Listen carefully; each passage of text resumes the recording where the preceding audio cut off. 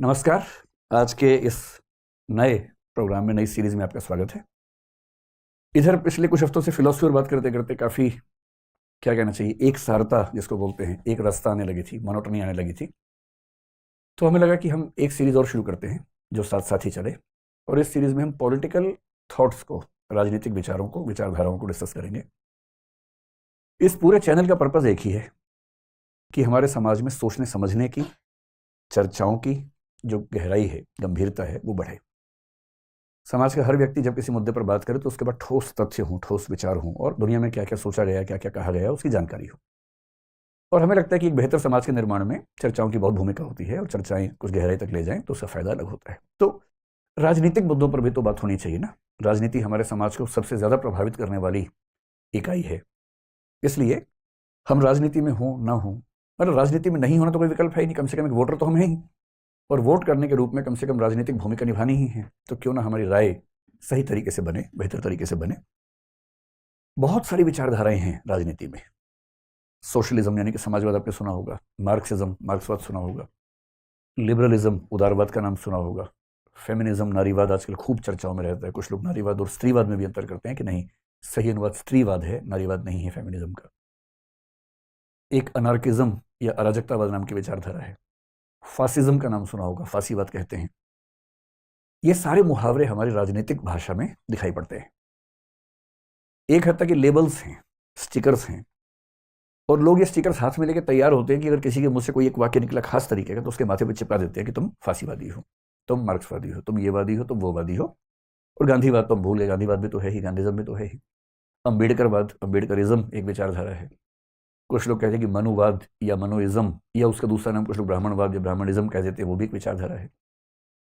ये सारी विचारधाराएं क्या हैं, इन सबको हम समझेंगे धीरे धीरे, बारी बारी। लेकिन इन सारी विचारधाराओं को समझने से पहले दो शब्द, एक शब्द है लेफ्ट जिसको हिंदी में कहते हैं वाम, एक है राइट जिसको बोलते हैं दक्षिण।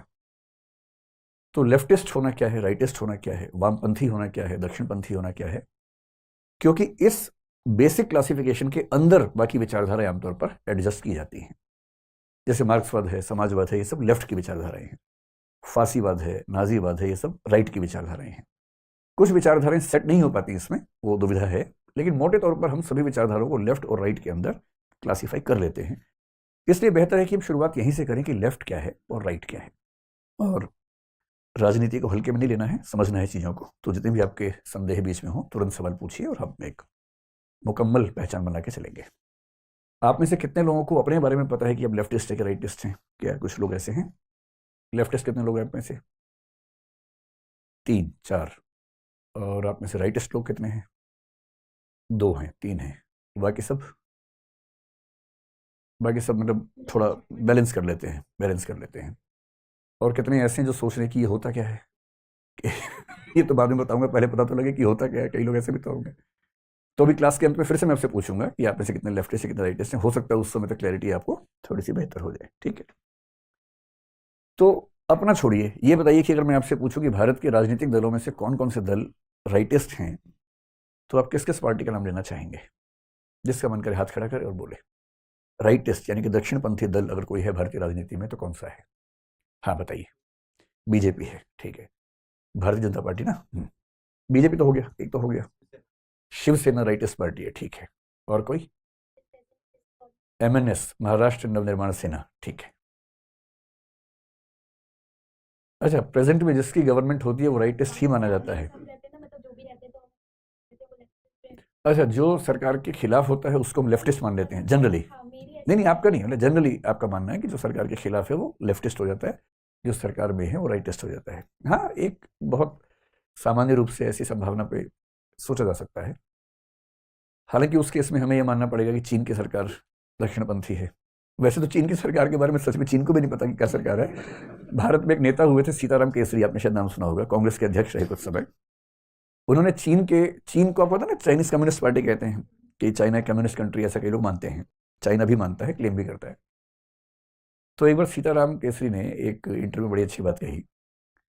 उन्होंने कहा कि चीन की कम्युनिस्ट सरकार जो है ना वो डीटीसी की बस जैसी है। डीटीसी समझते हैं आप लोग? Delhi transport corporation. तो चीन की कम्युनिस्ट पार्टी की सरकार डीटीसी की बस जैसी है, इंडिकेशन लेफ्ट का देती है, मुड़ती राइट में है। तो पता नहीं चलता कि वो सच में वामपंथी हैं कि दक्षिणपंथी हैं, लेकिन वो क्लेम करते हैं कि वो वामपंथी यानी कि लेफ्टिस्ट हैं, ऐसा उनके बारे में कहते हैं। चलिए, तो राइट में आपने कुछ पार्टियां बता दी, बीजेपी और शिवसेना और महाराष्ट्र निर्माण सेना। और कोई पार्टी में ध्यान नहीं आ रही? अच्छा, लेफ्ट का बताइए, लेफ्ट में कौन सी पार्टीज हैं? कांग्रेस लेफ्ट में है, और सीपीआई, टीएमसी, ठीक है, टीएमसी को भी लेफ्ट में रख लीजिए। और मतलब जो जो मोदी के खिलाफ हैं वो सब लेफ्ट वाले हैं बेसिकली, और जो जो उनके समर्थन में वो सब राइट वाले हैं। तो फिर नीतीश कुमार कहाँ हैं? वो मतलब राइट में से लेफ्ट में चले गए, ऐसा लग रहा है। ठीक है, चलिए शुरू करते हैं, इसके पीछे की क्या कहानी है। देखिए, अगर हिस्टोरिकली इस चीज को देखें, हिस्टोरिकली तो मामला बहुत ही आसान सा है। और आसान सा ये मामला है कि 1789 में जब फ्रेंच रिवॉल्यूशन का दौर चल रहा था, आपने सुना है फ्रांस में क्रांति हुई थी, जिसको इतिहास में बहुत महत्व मिलता है। उस फ्रेंच रिवॉल्यूशन में घटना घटी, बहुत छोटी सी घटना है, और बात सिर्फ उतनी सी थी जहां से ये बात शुरू हुई, लेकिन जब बात शुरू हो गई तो उसके बाद बात बहुत आगे बढ़ गई। बात ये थी कि नेशनल असेंबली की बैठक चल रही थी, और नेशनल असेंबली की बैठक में जो बीच में थे वो तो जो चेयरपर्सन थे, प्रेसिडेंट थे, या किंग मान लीजिए, वो थे। उस समय फ्रांस में माहौल ऐसा था कि उनके समर्थन और विरोध में तलवारें खींची हुई थी। जब ऐसा माहौल होता है तो जो एक तरफ के लोग हैं चाहते कि एक साथ में बैठे, गुटबाजी जो चरम पे होती है, घर तक में ऐसा होता है, परिवार तक में ऐसा होता है, तो वहां भी ऐसा होता था। तो राजा के दाईं तरफ वो सब लोग बैठे, मैं राजा की तरफ से देखूं तो इसको दाएं, हम इधर से देखते हैं ना, इसको दाएं मान लीजिए, राइट मान लीजिए, इसको लेफ्ट मान लीजिए। राजा के राइट साइड में वो सब लोग बैठे जो राजा के समर्थक थे, सपोर्टर्स थे, वो राजतंत्र के समर्थक थे। उनका मानना था कि ये जो मोनार्की है, राज सत्ता है, बनी रहे। लेफ्ट में वो सब लोग बैठे जो उस समय राजा के या राजतंत्र के विरोधी थे, और इनका मानना था कि अब राजतंत्र खत्म हो जाना चाहिए, अब रिपब्लिक सिस्टम, रिपब्लिकन सिस्टम यानी कि लोकतंत्र का सिस्टम शुरू होना चाहिए। रिपब्लिक का मोटा मोटा मतलब ऐसा लोकतंत्र जिसमें जो राज्य का प्रमुख है वो भी चुना जाता है। जैसे इंग्लैंड रिपब्लिक नहीं है, अमेरिका है, भारत है, क्योंकि हमारे यहाँ राष्ट्रपति, उनके यहाँ भी राष्ट्रपति अमेरिका में भी चुना जाता है, जबकि इंग्लैंड में आप देखेंगे कि जो किंग है वो किंग ही है।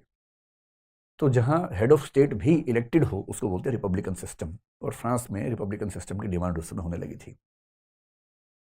तो मोटी सी बात यह हुई कि तब से बात चल पड़ी कि जो समर्थक लोग हैं वो राइटिस्ट हैं, और जो विरोधी लोग हैं वो लेफ्टिस्ट हैं। राजतंत्र के समर्थक राइट, विरोधी लेफ्ट।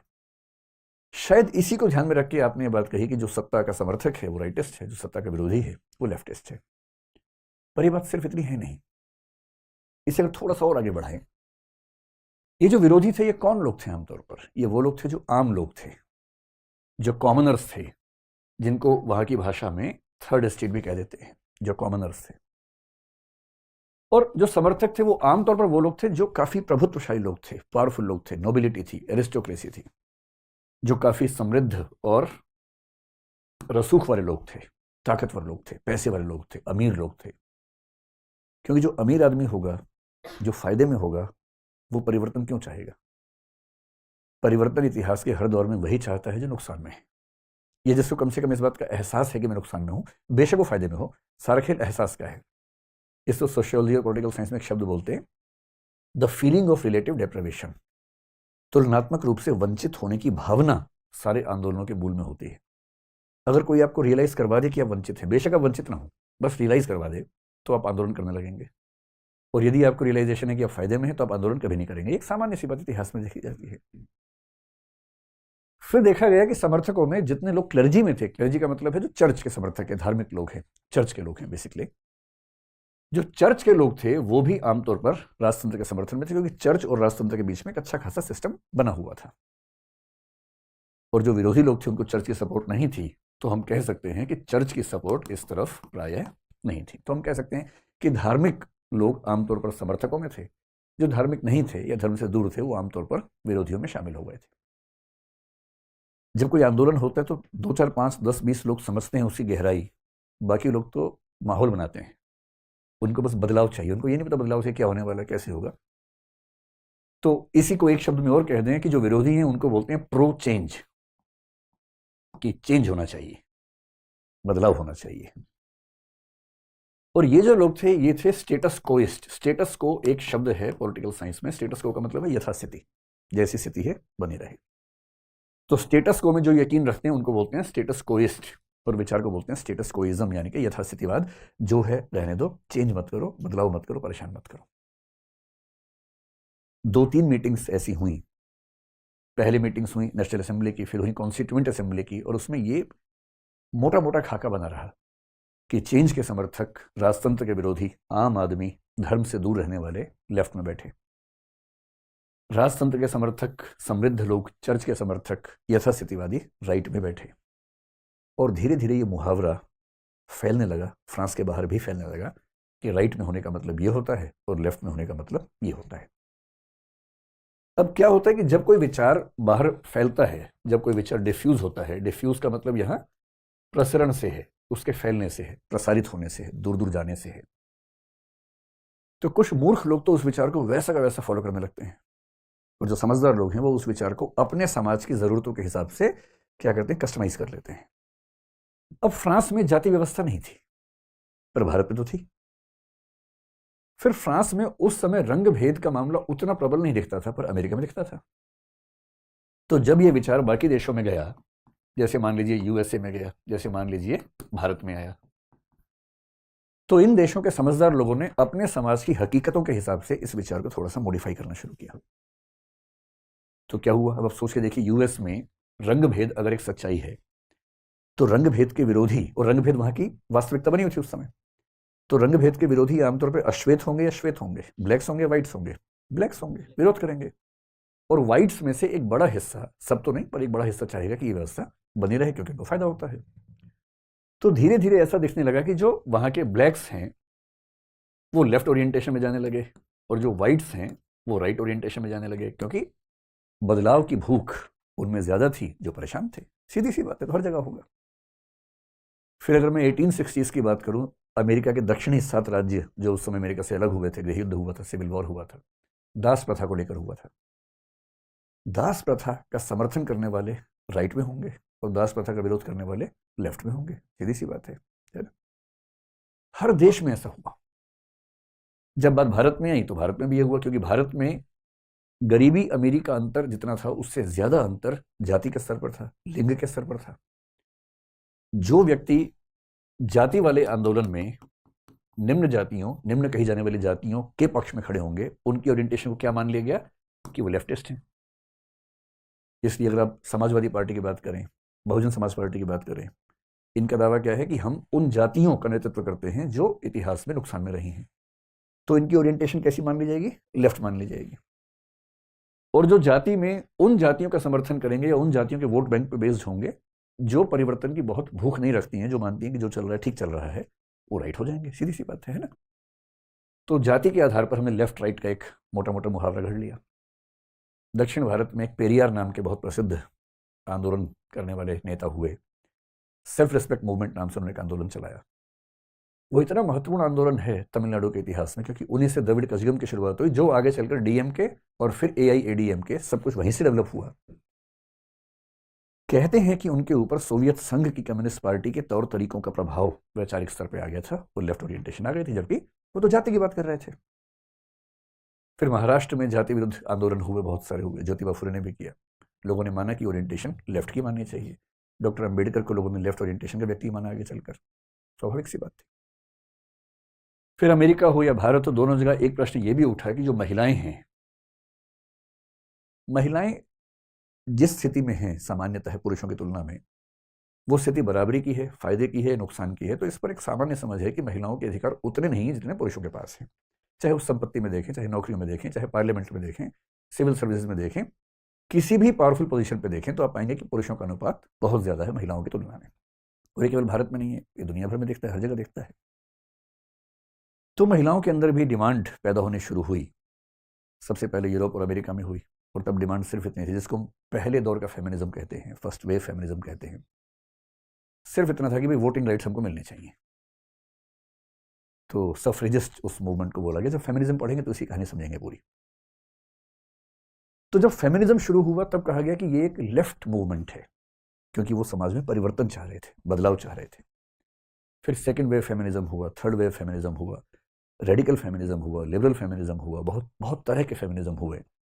और मोटे तौर पर यह मान लिया गया कि जो फेमिनिज्म के पक्ष में खड़ा होगा वो लेफ्टिस्ट है, और जो फेमिनिज्म के खिलाफ खड़ा होगा, विरोध में खड़ा होगा, जो कहेगा कि ना जो चल रहा है, उसकी ओरिएंटेशन कौन सी है, राइट की ओरिएंटेशन है।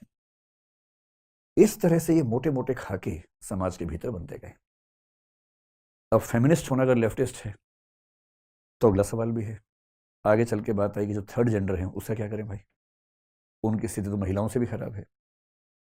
अब देखिए बड़ा पेचीदा मामला क्या होता है कि मान लीजिए कि फेमिनिस्ट मूवमेंट चल रहा है और कुछ लोग फेमिनिज्म के पक्ष में खड़े हैं, झंडा उठा रखा है। अचानक आपने उनसे पूछा कि भाई थर्ड जेंडर के पक्ष में आप क्या सोचते हैं, और वो अजीब सा चेहरा बना लें कि क्या गंदी बात करते हो यार तुम, हमारी पुरुष काफी है, क्या थर्ड जेंडर ले आते हो बीच में। अब ये अजीब बात है, ये एक दृष्टिकोण से लेफ्टिस्ट हैं क्योंकि बदलाव चाह रहे हैं, लेकिन जो उनसे खराब स्थिति में है उसकी स्थिति न बदले ये भी चाह रहे हैं। एक ही व्यक्ति एक पर्सपेक्टिव से लेफ्टिस्ट हो गया, दूसरे पर्सपेक्टिव से राइटिस्ट हो गया, और जो कहे कि एलजीबीटी या विशेष रूप से थर्ड जेंडर को अपने हक मिलने चाहिए, सम्मान मिलना चाहिए, वो फेमिनिस्ट की तुलना में ज्यादा लेफ्टिस्ट हो गया।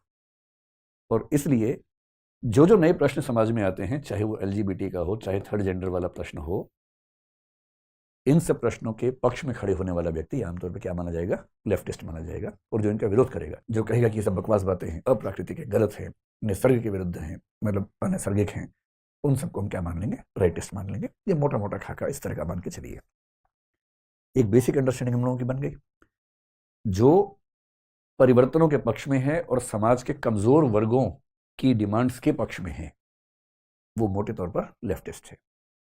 जो चाहता है कि समाज जैसा है वैसा बना रहे, बदलाव न हो, वो आमतौर पर राइटिस्ट है। लेकिन मामला सिर्फ इतना नहीं है, इसमें थोड़ा सा और अगर हम एक हल्का सा खाका खींच ले कि आजकल जो लेफ्ट और राइट की बात हम करते हैं, आमतौर पर किस किस विचार को उसके अंदर शामिल कर लेते हैं। राइट में आप देखेंगे कि एक विचार खूब प्रचलित चलता है, नेशनलिज्म। तो जो व्यक्ति नेशनलिज्म की बात बार बार करे, राष्ट्रवाद की बात बार बार करे, आप एक समझ बना सकते हैं कि वो राइट की बात करना चाह रहा है। तो नेशनलिज्म एक पॉइंट ऑफ व्यू किसका है, दक्षिण पंथ का है। फिर आप देखेंगे कि जो व्यक्ति रिलीजन को लेकर, बदलाव नहीं, रिलीजन, अपने रिलीजन की महानता को लेकर बहुत कंजर्वेटिव किस्म का है, रूढ़िवादी है, अड़ा हुआ है, वो अपने धर्म को सबसे महान मानने को लेकर उत्सुक है, और दूसरे धर्मों को अपने लिए खतरा मानने को तैयार है। हर समय ना हो तो भी कम से कम ये टेंडेंसी उसके अंदर है। और बात केवल रिलीजन की नहीं है, बात भाषा की भी हो सकती है, लैंग्वेज की भी हो सकती है। जो व्यक्ति ये मान के चलता हो कि मेरी भाषा दुनिया की सबसे महान भाषा है और बाकी सबको मेरी भाषा सीख लेनी चाहिए, मुझे नहीं सीखनी चाहिए, बाकी सबको मेरी भाषा सीखनी चाहिए। तो चाहे रिलीजन हो, चाहे लैंग्वेज हो, चाहे रेस हो, अगर किसी गोरे को ये लगता हो कि भाई सबसे महान लोग गोरे होते हैं, जो अश्वेत हैं, काले हैं, और जो मंगोलाइट्स हैं यानी कि चीन जापान के जो लोग हैं वो हमारे तुलना में हीन हैं, इसका मतलब वो अपनी एक एथनिसिटी को लेकर, अपनी एक जातीयता को लेकर सम्मान के भाव से भरा हुआ है। और जो व्यक्ति अपनी जातीय पहचान को लेकर बहुत सम्मान के भाव से भरा हो, घमंड के भाव से भरा हो, आप मान के चलिए कि वो व्यक्ति राइट की तरफ आएगा, लेफ्ट की तरफ नहीं आएगा। तो रिलीजन है, लैंग्वेज है, रेस है, और ऐसा क्या हो सकता है, किसी किसी मामले में कास्ट भी हो सकती है। अगर कोई ये मानता हो कि मैं जिस कास्ट से बिलोंग करता हूँ, मैं जिस जाति से संबंधित हूँ, वो सबसे महान जाति है, उस जाति का गौरव अलग ही है।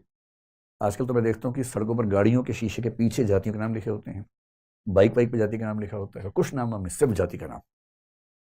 तो इससे आप समझ सकते हैं कि दक्षिणपंथ गाड़ी के शीशे के पीछे भी दिखता है, उसके लिए किताब पढ़ने की जरूरत नहीं है, आपको हर जगह वो नजर आएगा। तो सब समाज में आँख खोल के देखते रहिए, हर जगह एग्जाम्पल्स नजर आएंगे।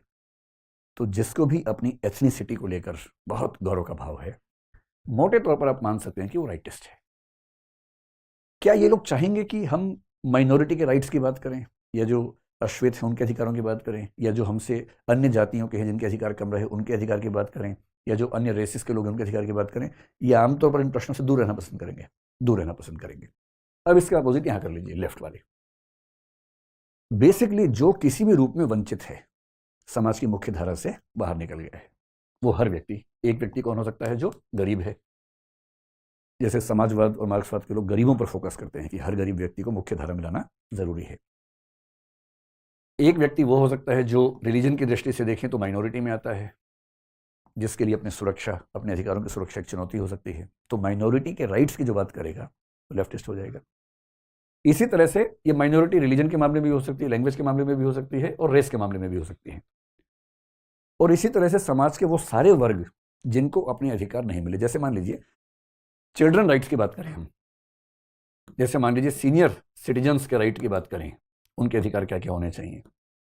जैसे मान लीजिए जेंडर के आधार पर हम विमेन की बात करें या फिर जो थर्ड जेंडर है उसकी बात करें, एक मोटा मोटा खाका ये है, इन सभी के पक्ष में आंदोलन करने वाला लेफ्टिस्ट है और इन विचारधाराओं से भरा हुआ व्यक्ति राइटिस्ट है। अब एक आइडिया हमें हो गया और हम भारत की सारी पॉलिटिकल पार्टीज को अगर चाहें तो एक क्लासिफिकेशन में ला सकते हैं कि कौन सी पार्टी राइट की तरफ है, कौन सी पार्टी लेफ्ट की तरफ है। जैसे बीजेपी राइट की तरफ है, आपने कहा ही, शिवसेना राइट की तरफ है, ये भी आपने कहा, वो ठीक ही बात लग रही है। महाराष्ट्र नवनिर्माण सेना राइट की तरफ है, आपने कहा, ठीक ही लग रहा है। एक पार्टी का नाम आप भूल गए, MIM,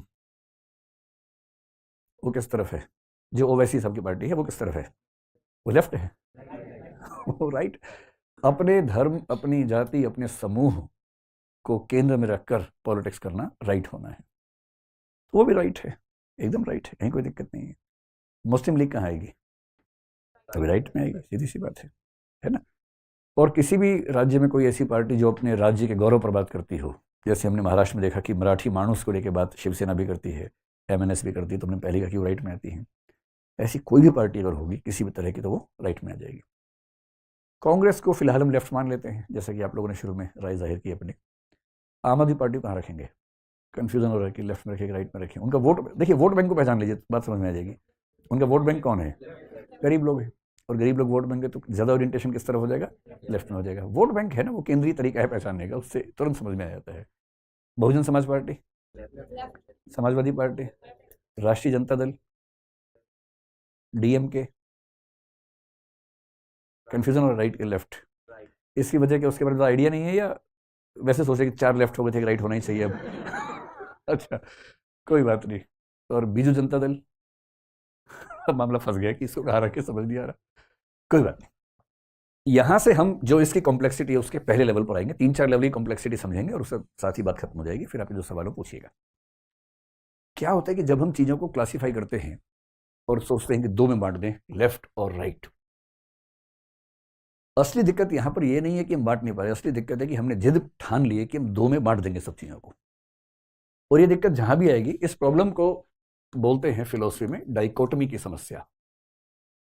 तो डाइकोटमी का मतलब है 2 हिस्सों में हर चीज को बांट देने की जिद हमारे अंदर बैठी हुई है। जबकि सच ये है कि दुनिया डाइकोटमिक है नहीं। दुनिया जिस प्रिंसिपल पर चलती है उस प्रिंसिपल का नाम कॉन्टिन्यूम है, जिसका जिक्र मैं बार बार करता हूं। कॉन्टिन्यूम का मतलब है एक स्केल बना हुआ है, उस स्केल पे सब लोग अलग अलग पॉइंट पे होते हैं, ना कि केवल 2 खांचों में सबको सेट कर सकते हैं। ये समझाने का एक बहुत अच्छा एग्जाम्पल ये होता है कि जैसे हम बोलते हैं कि कुछ लोग गोरे हैं, कुछ लोग काले हैं। क्या सच में गोरा काला पर्याप्त है, या उसके बीच में कई शेड्स और भी होते हैं? कई शेड्स होते हैं। कुछ बहुत गोरा है, हल्का गोरा, कम गोरा, काफी कम गोरा, थोड़ा सा सांवला, गेहुआ, करते करते करते करते फिर हम पहुंचते हैं एक ऐसे व्यक्ति पर जिसका रंग काफी काला हो सकता है। ठीक वैसी समस्या एक बार एक व्यक्ति के सामने आई समाजशास्त्र में। अगर आप देखेंगे तो 19वीं सेंचुरी तक आर्थिक आधार पर 2 वर्ग मानने की परंपरा समाजशास्त्र में चलती थी। एक वर्ग था रिच और एक वर्ग था पुअर, अमीर और गरीब। अगर आप मार्क्सिज्म को देखेंगे, कार्ल मार्क्स बहुत प्रसिद्ध विचारक हुए जर्मनी के, जो इंग्लैंड में रह के काफी लिखते रहे 19वीं सेंचुरी में। मार्क्सवाद की सबसे बड़ी खामी जो बाद में समझ में आई, जो मार्क्स के जीते जी समझ में आ गई थी, 1870s में समझ में आ गई थी। मार्क्स की मृत्यु 1883 में हुई और 1870s की शुरुआत में ये बात सामने आ गई थी कि एक बड़ी भारी गलती उस सिद्धांत में हो गई है। उन्होंने माना कि 2 ही वर्ग होते हैं, एक हैव्स और एक हैव नॉट्स, यानी कि अमीर और गरीब मान लीजिए। लेकिन इतिहास ने साबित किया कि वर्ग 2 नहीं होते हैं। और कुछ लोगों ने साबित किया कि पहले का समाज जो एक त्रिभुज के आकार का होता था, अब का समाज डायमंड के आकार का हो गया है। त्रिभुज का मतलब कुछ लोग बहुत ऊपर हैं, अमीर हैं, बहुत कम हैं, और कुछ लोग बहुत ज्यादा हैं, गरीब हैं। और डायमंड का मतलब है कि मध्य वर्ग सबसे बड़ा वर्ग है, उच्च वर्ग में कम लोग हैं, निम्न वर्ग में कम लोग हैं, सबसे ज्यादा लोग तो मिडिल क्लास में हैं। और अगर मिडिल क्लास सबसे बड़ी है, जिसको मार्क्स ने एक्सेप्ट ही नहीं किया था क्लास के रूप में, तो सिद्धांत सर्वाइव कैसे करेगा? चल नहीं पाएगा। ये पूरा थीसिस है। लॉकवुड और गोल्डथॉर्प नाम के 2 लोगों ने इस पर काम किया बहुत विस्तार में इंग्लैंड में। इस बात को समझते हुए फिर एक समझ बनी कि भाई हम ऐसा करते हैं, रिच और पुअर के बीच में एक मान लेते हैं कि मध्य वर्ग भी है, मिडिल क्लास भी है, और अब 3 क्लासेस हो गई। इसका जिक्र आप लोग भी करते हैं आजकल। तो आपसे पूछे आप कौन से वर्ग में, आप कहेंगे कि मैं मध्य वर्ग में हूं। वो उच्च वर्ग में है, ये निम्न वर्ग में है। तो जो व्यक्ति झुग्गी झोंपड़ी में रहता है, आप बोलते हैं कि वो निम्न वर्ग में है। जो फ्लैट में रहता है, आप कहेंगे मध्य वर्ग में है। जो अपनी कोठी में रहता है, पूरा बंगला बना के रहता है, आप बोलेंगे कि वो उच्च वर्ग में। मोटा मोटा अगर क्लासिफिकेशन करना हो, जो साइकिल पे चल रहा है आप कहेंगे निम्न वर्ग में है, जो स्कूटर या बाइक पे चल रहा है बोलेंगे मध्य वर्ग में है, जो लंबी कार में चल रहा है बोलेंगे उच्च वर्ग में है। यही तरीका है समझने का। और फिर एक दिक्कत है कि कार में दो तरह के लोग चल रहे हैं, एक वो जो मर्सिडीज में चल रहे हैं, एक वो जो नैनो में चल रहे हैं, पहिए चार ही हैं दोनों के पास। फिर बाइक में भी एक वो बाइक है जो बहुत छोटी सी किसी तरह से बाइक बनाई गई है, और एक बाइक है जो 2000 सीसी की बाइक है, 15 लाख रुपए की आती है। दोनों बाइक पे चल रहे हैं। तो आपको लगा कि ये तो मामला बिखर गया है, नहीं चल पा रहा, तीन में भी नहीं चल पा रहा। और अमेरिका में 1960 में एक चिंतक हुए सोशियोलॉजी में, उनको डब्ल्यू लॉयड वार्नर कहते हैं। उन्होंने किताब लिखी class in America, American society, और बोले कि अब समय आ गया कि हम 3 क्लास से भी काम नहीं चला पाएंगे, अब हमें क्लासेस 6 कर देनी चाहिए। और वहां से पहली बार 2 शब्द आए जिसका इस्तेमाल आजकल आप लोग खूब करते हैं। एक बोलते हैं लोअर मिडिल क्लास और एक बोलते हैं अपर मिडिल क्लास, उच्च मध्य वर्ग, निम्न मध्य वर्ग। सुना है आप लोगों ने, इस्तेमाल भी करते होंगे, है ना। ऐसे गरीबों में भी 2 वर्ग हैं, एक है जो बहुत ही गरीब है, एक्सट्रीमली पुअर क्लास, और एक नॉर्मली पुअर क्लास कह लीजिए, गरीब वर्ग कह लीजिए। ऐसी अमीरों में भी 2 वर्ग हैं। अमीरों में एक है अडानी अंबानी टाइप का अमीर, जिसके लिए कोई लिमिट ही नहीं है, या इलॉन मस्क टाइप का है, या गूगल के मालिक जैसा है, या मार्क जुकरबर्ग जैसा है, जिसकी कुल संपत्ति अगर हम मान लें कि $200 बिलियन के आसपास है। इसको तो गुणा करने में बहुत टाइम लग जाता है 200 बिलियन का, तो है ना। $100 करोड़, तो वो 200 यानी कि 20,000 करोड़ डॉलर, उसको 100 से गुणा कर लीजिए रुपए करने के लिए, तो 20 लाख करोड़ रुपए जिसकी संपत्ति है। एक तो वो अमीर है, एक छोटा मोटा मोहल्ले का अमीर है जिसके पास अपना एक घर है, 1-2 गाड़ियां हैं, 1-2 स्कॉर्पियो खड़ी कर रखी हैं उसने घर के बाहर, गुंडा गाड़ियां खड़ी कर रखी हैं 2-4, और दबंग होकर चलता है, चलते पीछे 4 गाड़ियां चलती हैं साथ साथ, और सारे 20 लोग एक साथ उतरते हैं गाड़ी से। अमीर तो वो भी है, पर वो मुकाबला इलॉन मस्क से कैसे कर पाएगा बेचारा। तो अमीरों में भी कुछ लोगों ने 2 वर्ग मान लो, जो सुपर रिच क्लास है और जो एक रिच क्लास है। 6 वर्ग हो गए, जो शुरू में 2 थे। और उसके बाद तो लोगों ने कहा कि भैया ऐसा ये काम छोड़ ही दो, मिडिल क्लास में भी पता नहीं कितने वर्ग हैं, हर मिडिल क्लास के व्यक्ति की अपनी स्थिति है, और इसके अंदर भी पता नहीं कितने वर्ग हैं, यानी कि 50 वर्ग बना लोगे तो भी हर व्यक्ति को डिफाइन नहीं कर पाओगे। और इसी को बोलते हैं कि डाइकोटमी में नहीं जाना है, कॉन्टिन्यूम में जाना है, निरंतरता में जाना है। सिर्फ ये समझना है कि कौन से व्यक्ति की स्थिति किसकी तुलना में कैसी है। अगर मैं इस बात को एक लाइन से समझाऊं तो बात शायद ज्यादा आसान हो जाएगी समझना हमारे लिए।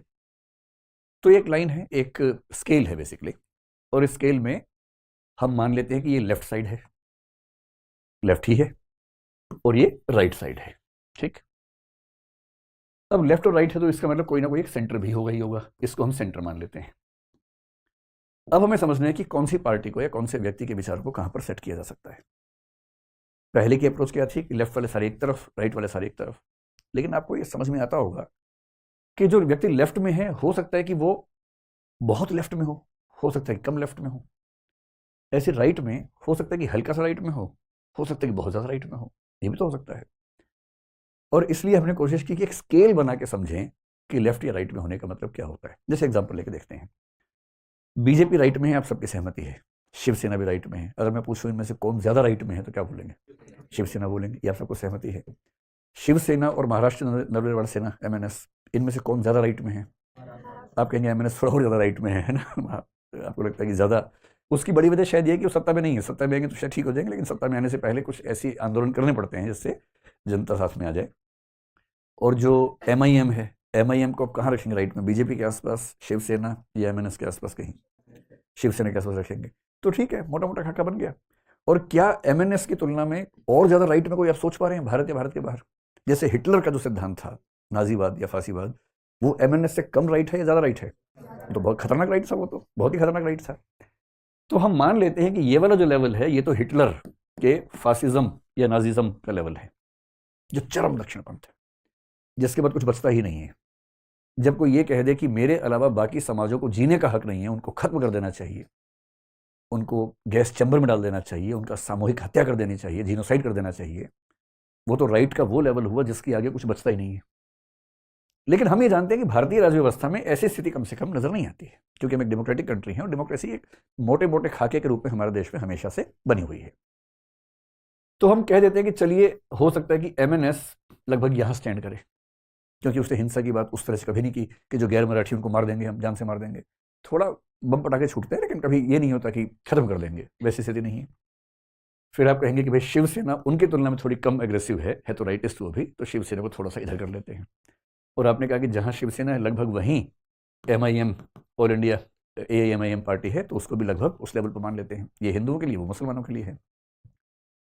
आप कह रहे हैं कि बीजेपी इनकी तुलना में कम राइटिस्ट है, तो बीजेपी को यहां रख लीजिए। ठीक, तो एक तरफ का खाका समझ में आ गया। अब चलते हैं लेफ्ट की तरफ। क्या कोई ऐसी पार्टी है जो एकदम सेंटर पे खड़ी हो, बीच में एकदम बैलेंस, ना लेफ्ट ना राइट? मुश्किल है कहना, क्योंकि कांग्रेस को लेकर जो सामान्य समझ है वो ये है कि सेंटर लेफ्ट पार्टी है। जो सेंटर के आसपास का इलाका है ना, जो पार्टियां इसके अंदर आ जाती हैं, इस इलाके को मोटा मोटा मान लीजिए, इसको बोलते हैं सेंटर राइट या सेंटर लेफ्ट। तो लाल रंग का इस्तेमाल तो वहां करना था, लेफ्ट में उनका रंग लाल होता है। इधर तो भगवा का इस्तेमाल और हरे का इस्तेमाल ज़्यादा ठीक रहता है। वो गलती से हो गया, पर कोई बात नहीं, हम लाल से ही काम चलाते हैं, उस तरफ भी इस तरफ भी। अब 4-5 पार्टी दिमाग में रखिए।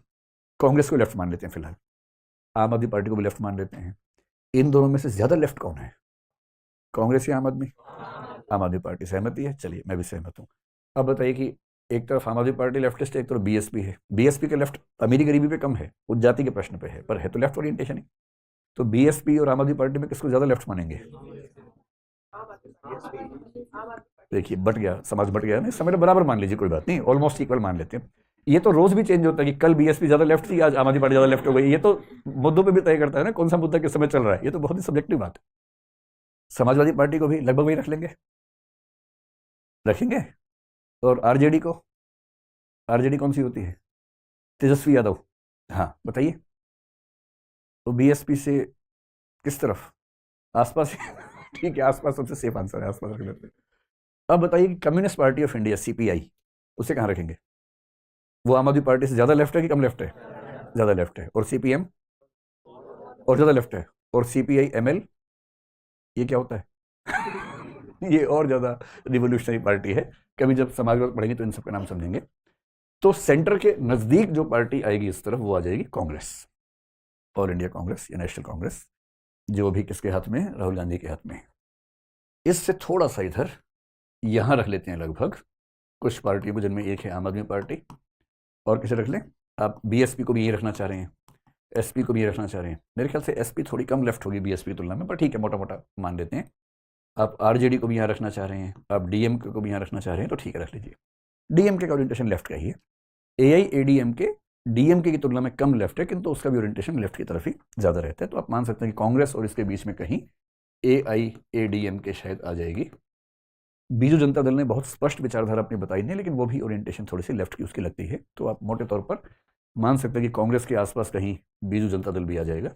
ये एक इसमें किसी पार्टी के लोग नाराज ना हो जाए भाई सुन के, है ना, ये मोटा मोटा क्लासिफिकेशन है। आपसे बहुत अच्छा काम कर रहे हैं, बहुत महान काम कर रहे हैं, किसी से कोई आपत्ति नहीं है। केवल ये समझने की कोशिश है कि हम किस पार्टी को किस रूप में समझ सकते हैं। ठीक है, कई नेता लोग घूर के देखेंगे इस वीडियो को कि ये हमारे बारे में क्या बोल रहा है। और आजकल माहौल वैसे ही पता है आपको कैसा रहता है। तो लेकिन जब और लेफ्ट की ओर बढ़ेंगे तो एक पार्टी आ जाएगी जिसका नाम है CPI। MN रॉय ने इस पार्टी का गठन किया था 1920s में, और लंबे समय तक ये भारत की इकलौती कम्युनिस्ट पार्टी रही। लेकिन आगे चलकर जब 1960s में भारत चीन का युद्ध हुआ, देखिए जब ये पार्टी बनी तो लेनिन की मेंटरशिप के अंदर MN रॉय ने पार्टी बनाई थी। मानवेंद्र नाथ रॉय इनका नाम था, और ये लेनिन के सलाहकार भी थे, लेनिन से सीख भी रहे थे।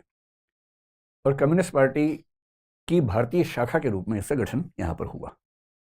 तो ये पार्टी भारत में काम कर रही थी। निर्देश कहाँ से मिलता था? निर्देश मिलता था सोवियत संघ से, रूस से। कई बार बड़े अजीब निर्देश मिल जाते थे, पर वो पार्टी करे क्या बेचारी हो। तो वहाँ से जब एंटीना एक खास बिंदु पर सेट है तो विचार तो वहीं से आएंगे। असहयोग आंदोलन, ये बल्कि जो भारत छोड़ो आंदोलन है, उस समय इनकी दुविधा बड़ी बढ़ गई 1942 में। अब देखिए, द्वितीय विश्व युद्ध में इंग्लैंड, अमेरिका, सोवियत संघ एक बिंदु पर एक साथ खड़े हो गए। और किसके खिलाफ खड़े हुए? इटली, जर्मनी, जापान के खिलाफ खड़े हो गए, हिटलर के खिलाफ खड़े हो गए। ब्रिटेन भारत पर चढ़ा हुआ था। तो भारत के नेताओं को दुविधा ये कि इस समय अगर ब्रिटेन को हराने के लिए ताकत लगा दी तो ब्रिटेन तो हार जाएगा, पर हिटलर जिंदा हो जाएगा, और हिटलर का जिंदा होना भी खतरनाक हो सकता है। तो कन्फ्यूजन था कई लोगों को, पर अंत में तय हुआ। महात्मा गांधी ने भी कहा कि सही मौका है, हमें अंग्रेजों के खिलाफ एक बड़ा आंदोलन करना चाहिए। 1942 में भारत छोड़ो आंदोलन शुरू हुआ। अब कम्युनिस्ट पार्टी परेशान, क्योंकि सोवियत संघ से निर्देश मिलते थे, और सोवियत संघ, अमेरिका और इंग्लैंड उस समय एक साथ हैं। तो वहाँ से निर्देश आया कि ना, इस समय फांसीवाद के विरुद्ध इंग्लैंड का साथ देना जरूरी है। तो उस पार्टी ने 1942 के आंदोलन को ठीक से सपोर्ट नहीं किया, पीछे हट गई, और वहीं से उसकी छवि भारत के लोगों में काफ़ी कमज़ोर भी हो गई। और इसलिए 1947 के आसपास आपको कम्युनिस्ट पार्टी का बहुत ताकत नजर नहीं आती, जबकि उसके पहले ताकत दिखनी शुरू हो गई थी। 1949 में चीन में क्रांति हो गई। अब दो चाचा हो गए, एक चाचा सोवियत संघ, तब बोल लीजिए सोवियत संघ, और चाचा हो गया चीन। अच्छा, चीन वाले थोड़े नए नए थे तो एग्रेसिव ज्यादा रहते थे। चीन वाले बोलते थे कि सोवियत संघ वाले ठीक कम्युनिस्ट नहीं है, असली कम्युनिस्ट हम हैं, ये ठंडे कम्युनिस्ट हैं, हम गर्म कम्युनिस्ट हैं। तो कम्युनिज्म में जो गर्मी ना हो तो फिर कम्युनिज्म कहेगा। तो भारत के जो कम्युनिस्ट थे उनको भी लगा कि ये वाला ज्यादा ठीक लग रहा है, तो कई लोग चीन से सपोर्ट लेने लगे, मतलब वैचारिक समर्थन भी शायद, बाकी भी कुछ सोवियत संघ के पक्ष में थे। पार्टी एक ही थी, सीपीआई, और 1960, 62, 64 तक चलता रहा। 62 में चीन और भारत का युद्ध हो गया। मजे की बात, भारत का पीएम कौन? नेहरू जी, वो भी कम्युनिस्ट, कम से कम सोशलिस्ट तो सही, और कम्युनिज्म से प्रभावित भी थे, मार्क्सवाद से। तो एक कम्युनिस्ट प्रधानमंत्री दूसरे कम्युनिस्ट देश से युद्ध कर रहा है, और कम्युनिस्ट पार्टी को तीसरे कम्युनिस्ट देश से सलाह मिल रही है, सोवियत संघ से, क्योंकि सोवियत संघ और चीन में ठीक ठाक दुश्मनी हो चुकी थी। और भारत के कम्युनिस्ट परेशान थे कि हम सोवियत संघ वाले के साथ चलें कि चीन वाले के साथ चलें।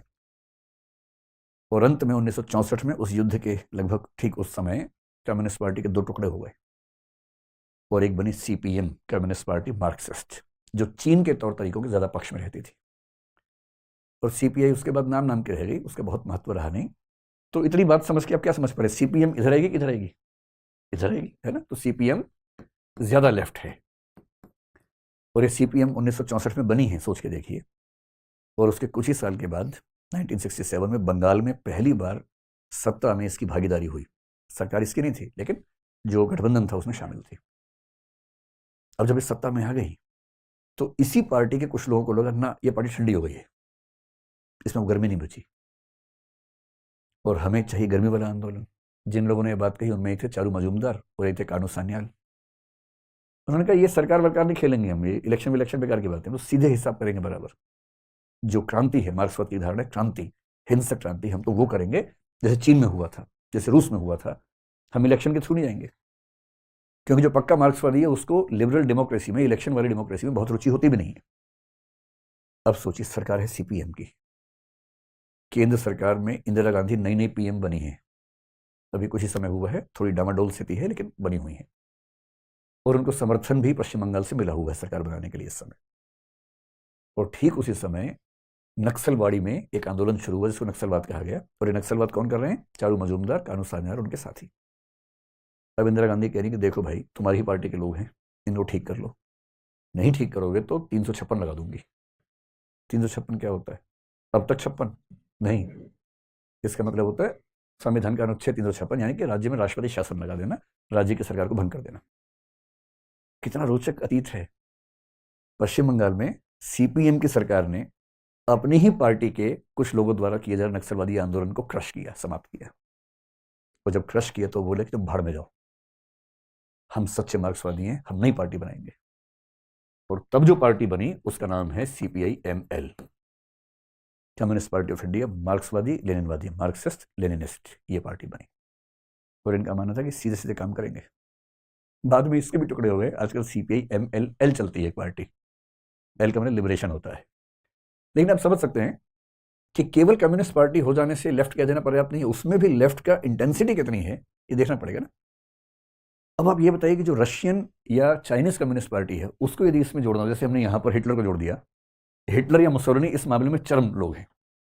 अगर मैं कहूँ कि सोवियत संघ या चीनी कम्युनिस्ट पार्टी को जोड़ना हो, जिन्होंने शुद्ध रूप से हिंसक कार्यवाहियों के माध्यम से सत्ता हासिल की, या आपको कंबोडिया का अगर उदाहरण ध्यान हो, पोल पोट का एग्जाम्पल कभी सुना हो आप लोगों ने, उसको देखना हो, या नॉर्थ कोरिया में किम जोंग उन की पार्टी को ध्यान रखना हो, ये सब लोग वो हैं, कम्युनिस्ट पार्टी हैं, कम्युनिस्ट सरकारें हैं। इन सरकारों को आप सेंटर से लेकर यहां तक कहीं रखना चाहेंगे या और उधर रखेंगे?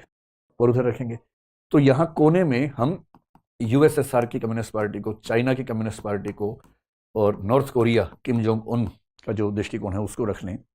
पोल पोट जिन्होंने कहते हैं कि कंबोडिया में करीब 20 लाख लोगों की हत्या की मार्क्सवादी क्रांति के दौरान अपनी, उनको रख लें, ये सब आ जाएंगे।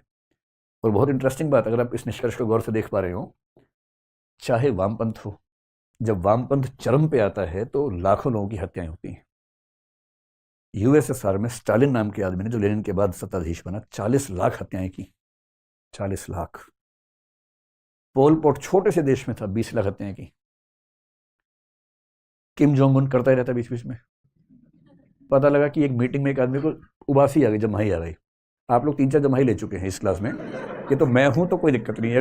अगर किम जोंग उन होता ना तो उसने उनमें से एक को पता है क्या किया, तोप के सामने बांध के तोप चलवा दी। पूरा छेद गड्ढा हो गया उसकी बॉडी में, पूरी कमर तोड़ गई, मरी गया बेचारा। फिर एक मीटिंग में उसको पता लगा कि उसके एक फूफा जी थे जो शायद उसके खिलाफ साजिश कर रहे थे। उसको हल्का सा संदेह हुआ। इतना काफी था संदेह होना। रूल ऑफ लॉ थोड़ा ना होता है लॉ तो मैं ही हूँ, कोई रूल ऑफ लॉ क्या होता है। तो अपने उस फूफा या मौसा जो भी थे, 10-20 भूखे कुत्तों को, जो कई दिनों से भूखे थे, उनके बीच में छुड़वा दिया। और वो भूखे कुत्ते उनकी बोटी बोटी नोच के खा गए। ये सजाएं होती हैं जब भाई लेने की, आपको अंदाजा नहीं है। यहाँ तो आप लोग धूमधाम से उबासी ले रहे हैं, कोई दिक्कत नहीं है, क्योंकि लोकतंत्र है ना भाई, क्योंकि लोकतंत्र है। और जब दक्षिण पंथ चरम पे जाता है तो दक्षिण पंथ भी चरम पे क्या करता है, वो हिटलर बन जाता है, मुसोलिनी बन जाता है। और हिटलर पे आरोप है कि उसने 60 लाख हत्याएं की। 60 लाख। 40 लाख ये स्टालिन की मान लीजिए, 20 लाख इसकी मान लीजिए, बराबर हिसाब उसने भी कर दिया कि तुम्हारा 40-20 हम 60 कर लेते हैं अकेले। यानी दोनों ही पंथों का जो चरम स्तर है बहुत घातक हो जाता है। कुछ लोग हैं जो सेंटर में रहते हैं, वो कहते हैं कि भाई ना हम इधर के ना हम उधर के, हमें तो लगता है कि मुद्दा देख के बात करेंगे, वरना हम ठीक है। थोड़े बहुत परिवर्तन हो ठीक है, थोड़ा बहुत यथास्थितिवाद हो वो भी ठीक है, क्यों ज़्यादा टेंशन लेनी है। लेकिन ऐसी कोई पार्टी नहीं है जिस पार्टी को हम सीधे सीधे अनाउंस कर दें कि वो सेंट्रिस्ट पार्टी। हाँ, सेंटर लेफ्ट है, सेंटर राइट है, वहां तक ठीक है। अब इसमें थोड़ा सा और एक लेवल जोड़ते हैं कॉम्प्लेक्सिटी का। क्या ये जरूरी है कि एक पार्टी के सब लोग एक ही जगह खड़े हों? क्या ये जरूरी है कि एक पार्टी हमेशा एक साइड में खड़ी हो? जैसे पहले कुछ व्यक्तियों की बात करते हैं, जैसे कांग्रेस को हमने रखा, कहाँ की कांग्रेस, इधर, ये कांग्रेस को रखा। अब ध्यान से देखें तो इस कांग्रेस पार्टी के अंदर अगर मैं 3 नाम जोड़ूं, एक है जवाहरलाल नेहरू, एक है इंदिरा गांधी, एक है संजय गांधी। क्या आप इन तीनों को एक पॉइंट पे रख सकते हैं? नेहरू बहुत ही लिबरल किस्म के आदमी हैं। अगर नेहरू सत्ता में है तो आप मान सकते हैं कि बहुत ज्यादा व्यक्तियों की स्वाधीनता कुचली नहीं जाएगी। जब इंदिरा गांधी सत्ता में थी तो आपातकाल लगा, इमरजेंसी लगी, और इमरजेंसी के दौरान 19 महीने कई लोग जेल में रहे, केवल इसलिए कि वो उनकी सत्ता के खिलाफ खड़े हुए थे। इंदिरा गांधी कम से कम कानून के तहत जेल भेजती थी, संजय गांधी तो और मूड में रहते थे, वहां तो अलग ही लेवल था उनका। तो एक ही पार्टी जो कि लेफ्टिस्ट पार्टी हम मान रहे हैं, उसके अंदर भी अलग अलग व्यक्तियों का तेवर अलग अलग हो सकता है। ऐसे बीजेपी है, बीजेपी में एक व्यक्ति हैं अटल बिहारी वाजपेयी, है मतलब एक जमाने में रहे प्राइम मिनिस्टर हमारे। एक व्यक्ति हैं लाल कृष्ण आडवाणी, एक व्यक्ति हैं नरेंद्र मोदी, एक है योगी आदित्यनाथ।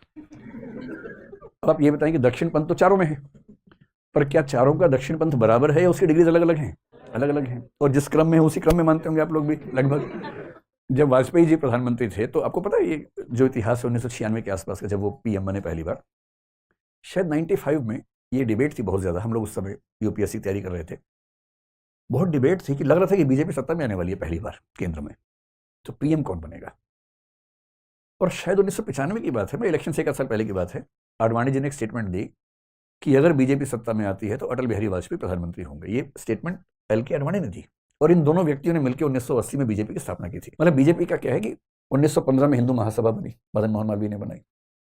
उस पार्टी के एक अध्यक्ष हुए जिनको हम जानते हैं ये एसपी मुखर्जी के रूप में, श्याम प्रसाद मुखर्जी के रूप में। बाद में उससे मोहभंग हुआ तो उन्होंने 1951 में भारतीय जनसंघ बना दिया। भारतीय जनसंघ 1974 तक लगभग रहा, जब एक पार्टी बनी जनता पार्टी। 77 में इलेक्शन हुआ था ना, उसके आसपास की बात है, जब जनता पार्टी बनी, जिसमें जयप्रकाश नारायण ने कोशिश की थी 4 पार्टियों को मिला के इंदिरा गांधी के खिलाफ इलेक्शन लड़वाने की, तो भारतीय जनसंघ उसमें मर्ज हो गया, जनता पार्टी हो गई। और जब 77 वाला प्रयोग सफल नहीं हो पाया तो उससे अलग होकर फिर एक पार्टी बनी, भारतीय जनता पार्टी। तो बीजेपी 1980 में बनी, हालांकि उसका इतिहास देखेंगे तो 1915 तक आपको जाता हुआ दिखेगा। 1980 में जो बीजेपी बनी वो बनाने वाले 2 व्यक्ति माने जाते हैं, अटल बिहारी वाजपेयी और एल के आडवाणी। और जनसंघ में जो 2 सबसे प्रसिद्ध व्यक्ति हुए, एसपी मुखर्जी थे ही उसके शुरुआती व्यक्ति, और बाद में जो दीनदयाल उपाध्याय जी हैं जिन्होंने उसका मूल दर्शन, जिसको एकात्म मानववाद कहते हैं, इंटीग्रल ह्यूमनिज्म कहते हैं, उसकी रचना की, वो उस दौर के व्यक्ति हैं। अब 2 व्यक्तियों ने मिलकर पार्टी बनाई 1980 में, फिर आंदोलन किए, काफी कुछ किया। मंदिर आंदोलन सबसे महत्वपूर्ण माना गया जो आडवाणी जी ने किया। और जब सत्ता की बारी आई तो क्या वजह बताई गई कि हमारा देश जो है थोड़ा सॉफ्ट किस्म का देश है, तो अटल बिहारी वाजपेयी की एक्सेप्टेंस ज़्यादा है। और ये बात एल के आडवाणी ने खुद अनाउंस कर दी और फिर वही वो पीएम बने। तो उस समय कहते थे कि आडवाणी जी सॉफ्ट राइटिस्ट हैं, sorry Vajpayee ji soft rightist हैं, आडवाणी जी थोड़ा सा रेडिकल हो जाते हैं। फिर बाद में कहा गया कि आडवाणी जी सॉफ्ट हैं, मोदी जी थोड़ा सा रेडिकल है। फिर योगी जी आए तो उसके बाद कहा गया नहीं नहीं मोदी जी बहुत सॉफ्ट है भाई इधर थोड़ा ज़्यादा रेडिकल टच है। कहने का भाव क्या है कि एक ही पार्टी में, एक ही विचारधारा में जो पार्टी दक्षिणपंथी है उसमें दक्षिणपंथ के शेड्स या लेवल्स अलग अलग हो सकते हैं। जैसे वहां पर हमने देखा वामपंथ में, जैसे ही वामपंथ के लेवल है, सीपीआई भी है, सीपीआईएम भी है, सीपीआईएमएल भी है। एक ही पार्टी से निकली 3 पार्टियां हैं, किंतु उनमें उग्रता का स्तर, उत्कटता का स्तर, रेडिकल होने का स्तर अलग अलग हो सकता है। क्या कभी ऐसा भी हो सकता है कि कोई व्यक्ति या कोई पार्टी ऐसी हो जो सेंटर से कभी इधर कूद जाए, कभी इधर कूद जाए? कुछ घटनाओं में ऐसा दिख सकता है। जैसे कांग्रेस तो लेफ्टिस्ट पार्टी है, पर जब संजय गांधी सत्ता में थे, एक तरह से डिफेक्टो उनको मानते थे कि सत्ता में है, डिजियोर तो नहीं थे। संजय गांधी की कुछ नीतियां ऐसी मानी जाती हैं जिनको एंटी मुस्लिम नीतियां कहा गया। हालांकि कांग्रेस पार्टी सामान्यतः मानी जाती है कि वो मुस्लिम समाज के पक्ष में खड़ी रही, तुष्टीकरण कहिए, अपीजमेंट कहिए, जो कहिए। और शाहबानो के केस में बहुत प्रसिद्ध एग्जाम्पल दिखता है 1985-86 का मामला, जब शाहबानो के केस में सुप्रीम कोर्ट का निर्णय शाहबानो के पक्ष में आया और कांग्रेस पार्टी ने उसके विरुद्ध जाकर एक्ट चेंज किया, एक नया एक्ट बनाया, मुस्लिम विमेन प्रोटेक्शन एक्ट कहते हैं उसको। तो ऐसा माना जाता है कि कांग्रेस पार्टी सामान्यतः मुस्लिम समाज को वोट बैंक की तरह ट्रीट करती रही, इसलिए उसके पक्ष में कुछ ऐसे काम भी करती रही जो शायद जरूरत से ज्यादा थे। उसी बिंदु पर आरिफ मोहम्मद खान कांग्रेस पार्टी से अलग हुए थे, जो कि उस मंत्री थे, जो भी केरल में गवर्नर हैं। तो उसी पार्टी में संजय गांधी पर इमरजेंसी के दौर में यह आरोप लगता था कि वो एंटी मुस्लिम काम करते हैं। अब लेफ्ट की पार्टी किसी धर्म विशेष के विरोध में दिखे तो ये अजीब सी बात लगती है। इसका रिवर्स भी हो सकता है। आम आदमी पार्टी किस तरफ खड़ी है? इस तरफ खड़ी है। और अरविंद केजरीवाल अगर ये कहें कि करेंसी के नोट पर लक्ष्मी जी और गणेश जी की फोटो छाप देनी चाहिए, ये विचार सुन के कहाँ का लगता है? ये तो राइट का विचार है। और वो खड़े कहाँ पर है? लेफ्ट में खड़े हैं। या अगर दिल्ली के मुख्यमंत्री केजरीवाल एक पब्लिक मीटिंग में हनुमान चालीसा का पाठ करने लगे, वो तो लेफ्ट के आदमी है। बहुत कंफ्यूजन है, रायता फैला हुआ पूरा का पूरा। क्योंकि इस समय दुनिया भर में राइट की वेव चल रही है, इसलिए लेफ्ट वालों को समझ में आ गया कि राइट वाला कुछ कुछ करना पड़ेगा, वरना काम चलेगा नहीं हमारा। इसलिए थोड़ा बहुत धर्म धर्म खेलना बहुत जरूरी है। थोड़ा भाषा भाषा खेलिए, थोड़ा धर्म धर्म खेलिए, थोड़ा जाति जाति खेलिए, तो आप सत्ता में रह पाएंगे। क्योंकि आम आदमी इस समय राइट विंग के प्रभाव में ज्यादा है, इसलिए आज के दौर में लेफ्ट विंग को राइट विंग जैसा दिखने की मजबूरी हो गई। और अतीत में क्या हुआ है? राइट विंग को लेफ्ट विंग जैसा दिखने की मजबूरी हुई, क्योंकि अब केवल राष्ट्रवाद के नाम पर, केवल धर्म के नाम पर लंबे समय तक काम नहीं चला पाएंगे। लोग कहते हैं कि नौकरी तो दो, बिजली तो दो, सड़क तो बनाओ, और आप कह रहे नहीं, धर्म, भाषा, इज्जत। आप कह रहे ठीक है, वो सब अच्छा लगता है 1 घंटे के लिए, लेकिन सड़क तो चाहिए ना भाई, दवाई तो चाहिए, खाना तो चाहिए, नौकरी तो चाहिए। इसलिए राइट विंग की सारी पार्टियों की मजबूरी है कि वो आजकल अपने मैनिफेस्टो में और नीतियों में नौकरियों का और कुछ ऐसे प्रयोग जिससे जो गरीब आदमी है, पिछड़ा हुआ व्यक्ति है, उसको मौका मिले, कभी कभी प्रच्छन्न रूप में, कभी खुलकर। दक्षिण पंथ की पार्टी सरकार में हो और ईडब्ल्यूएस आरक्षण के लिए संविधान में संशोधन किया जाए। हालांकि ईडब्ल्यूएस को लेकर एक बहुत बड़ा रोचक विवाद भी है, इस बारे में वो कभी बात करेंगे। लेकिन ऊपरी तौर पर देखने में क्या लगता है कि दक्षिणपंथी दल गरीबों के पक्ष में आरक्षण देने के लिए संविधान संशोधन कर रहा है। ये कैसे हो रहा है? इसका मसला सिर्फ इतना है कि आजकल कोई राइट नहीं है, कोई लेफ्ट नहीं है, हर पार्टी मोटे तौर पर कुछ है। बीजेपी सामान्यतः राइट है, लेकिन लेफ्ट की कई चीजों को उसको लेके आना ही पड़ेगा, क्योंकि जनता की डिमांड ना भाई, डेमोक्रेसी है। आम आदमी पार्टी लेफ्ट में दिख रही है, किंतु उसको हनुमान चालीसा का पाठ करना ही पड़ेगा, और करेंसी पर लक्ष्मी गणेश के चित्र छापने जैसी बातें कहनी पड़ेंगी, ताकि लोग कंफ्यूज रहें कि ज्यादा धर्म का रक्षक कौन है, ये है कि वो है। और ये कंफ्यूजन होने से क्या होता है कि एक कम से कम वो प्रभाव खत्म हो जाता है जिस प्रभाव का नुकसान हमें हो सकता था। लेकिन बात यहां भी खत्म नहीं होती है, एक और लेवल पे कॉम्प्लेक्सिटी इसमें है। जैसे यूं समझें कि कुछ ऐसे दल हैं जो जब सत्ता में आते हैं तो पूरी ताकत केंद्रीकृत करते हैं और आम आदमी के अधिकार खत्म होने लगते हैं, और कुछ पार्टियां ऐसी हैं जो बहुत प्यार मोहब्बत से काम चलाती हैं। और इसलिए कुछ लोगों ने कहा कि जो कॉन्टिन्यूम अप्रोच जो हमने भी देखी, कॉन्टिन्यूम ठीक है समझने के लिए, कौन कितना लेफ्ट कौन कितना राइट, ये ठीक है। कभी कभी दाएं बाएं भी हो जाता है, आम आदमी पार्टी में पहले के समय में क्या था कि जब कुमार विश्वास उस पार्टी में थे, प्रशांत भूषण भी उस पार्टी में थे, योगेंद्र यादव भी उस पार्टी में थे, मैं तो उस पार्टी को देख के घबरा जाता था कि पार्टी काम कैसे कर रही है। अरविंद केजरीवाल को मोटे तौर पर अगर मैं यहाँ रख लूँ, ये जो आम आदमी पार्टी यहाँ रख लीजिए, ये चित्र बड़ा घिचपिच हो गया, कैसे समझेंगे? कोई बात नहीं, नेक्स्ट वाले पे कर लेते हैं। तो ये है लेफ्ट, ये है राइट, ये है सेंटर। कभी कभी क्या होता है, एक ही पार्टी के कुछ लोग कुछ सेंटर के उधर खिसक जाते हैं, कुछ सेंटर के इधर खिसक जाते हैं, तो बड़ी मुश्किल हो जाती है। अगर मैं मान लूं कि अरविंद केजरीवाल आम आदमी पार्टी के प्रमुख व्यक्ति इस बिंदु पर खड़े हैं जो सेंटर से थोड़ा सा लेफ्ट, कांग्रेस की तुलना में ज्यादा लेफ्ट, लेकिन हाँ लेफ्ट में है। अगर आपको उसी पार्टी के 2-3 व्यक्तियों के बारे में और बताना हो, एक व्यक्ति प्रशांत भूषण और योगेंद्र यादव, आप उनको लगभग एक जगह रख सकते हैं। और एक व्यक्ति उस समय थे कुमार विश्वास उसी पार्टी में। कुमार विश्वास को जितना आपने सुना, जितना आपने उनके विचार सुने, क्या लगता है वो कहाँ आएंगे? राइट में आएंगे। राइट में कहाँ? यही मान लें लगभग, है ना, सेंटर राइट मान लेते हैं।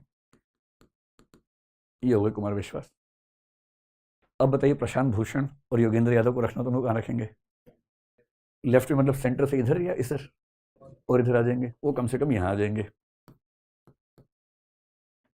अब एक पार्टी जिसके 3-4 प्रमुख नेता हैं और चारों प्रमुख नेताओं को मिला रहे हैं, तो रेंज ऐसी बन रही है कि सेंटर के दाएं बाएं भी हो रहा है।